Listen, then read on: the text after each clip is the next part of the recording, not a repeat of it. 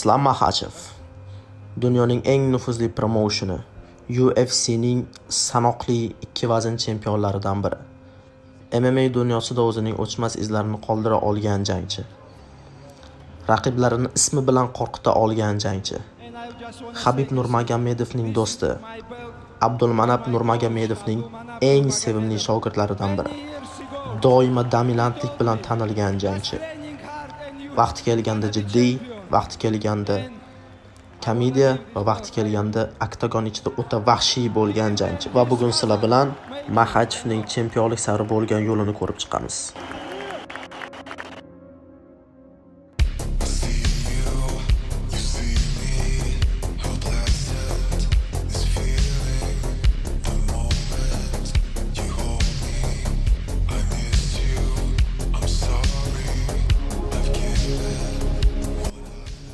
Makhachev u shunchaki ideal. Boksor bilan qo'l zarbalari alishadigan, kurashchi bilan kurashadigan, kickboksyor bilan tepishadigan va judist bilan tengma-teng olishadigan ideal jangchi. U nafaqat MMA dunyosining, balki butun sport olami, futbol, basketbol, shaxmat, tennis, butun sport olami muxlislarini o'zining jangiga jalb qila oladigan jangchi. Va uni MMA dunyosida Ronaldosi desak adashmagan bo'laman. Nimaga? Chunki unda Ronaldoda bor xarizma, Ronaldoda bor xarakter va liderlik bor. Dog'iston sport maktabining yaqqol namoyandasi va davlatini butun dunyoga tanita olgan jangchi. Odamlar uni faqatgina qiziqarli janglar uchun emas, hayotda bo'lgan xarizmasi, kulgililigi, jiddiyligi, yuqori IQ darajasi va vaziyatni boshqara olish qobiliyati borligi uchun ham ko'rishadi. Sen uni janglarini ko'rishing uchun MMA muxlisi bo'lishing shart emas.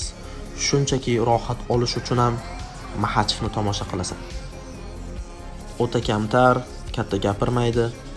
Nonni katta tishlasang ham gapi katta tishlama degan gapga amal qiladigan va barcha ishni oktagon ichida ko'rsatadigan jangchi. Yaqqol MMA namoyandasi Islam Makhachev. Va bugun sizlar bilan uning chempionlikka qadar bo'lgan yo'lini ko'rib chiqamiz. Uning birinchi jangi 2015-yil 23-may sanasida Leo Kuntuzga qarshi bo'ladi va ikkinchi raundda submission orqali g'alaba qozonadi. Butun MMA olamining yodida qolgan, Makhachev uchun juda katta dars bo'lgan.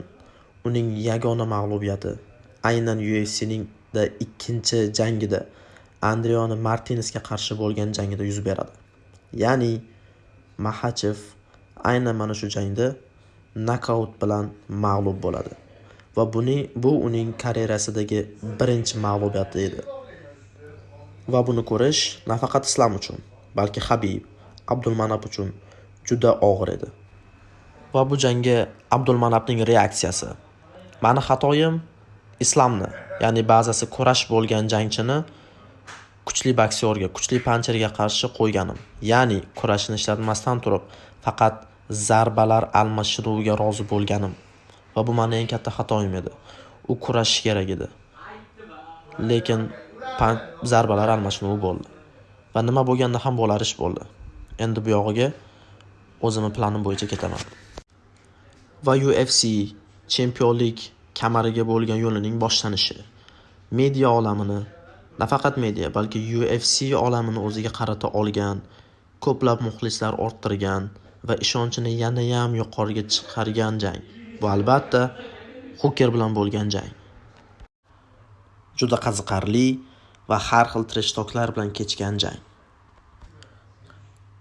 Jang to'liq Islomning dominantligi bilan kechgan.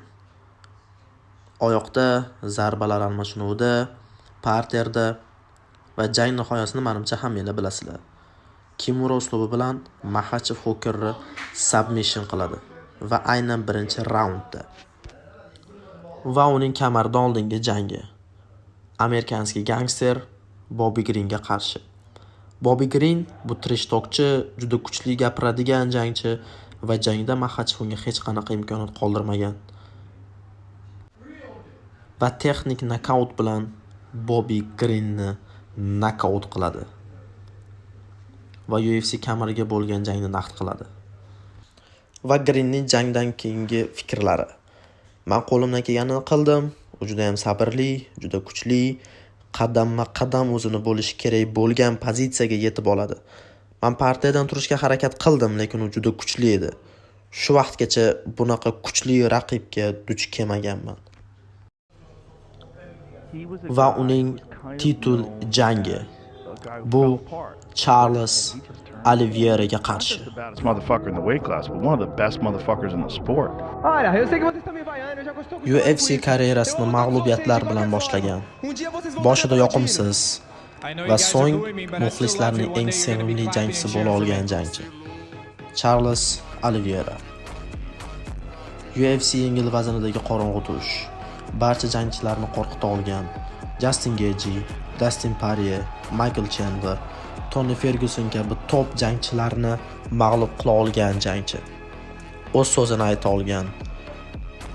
Jiu-jitsu qora belbog' sohibi. Eng ko'p submissionlar bilan g'alaba qozongan jangchi. Va bu Charles Du Bronx Oliveira.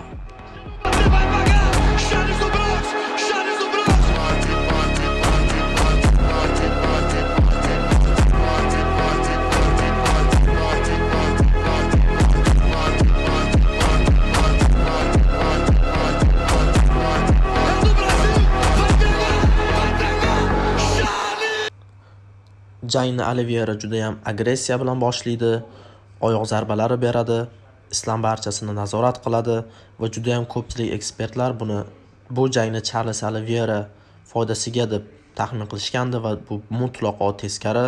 Islomning dominantligi bilan kechgan jang va Islom Charlesni knockdown qiladi va uni aynan parterda o'zining uslubida, bo'sh uslubi bilan mag'lub qiladi. Va uning hayotida yangi sarlavha ochiladi. Va bu UFC chempionligi.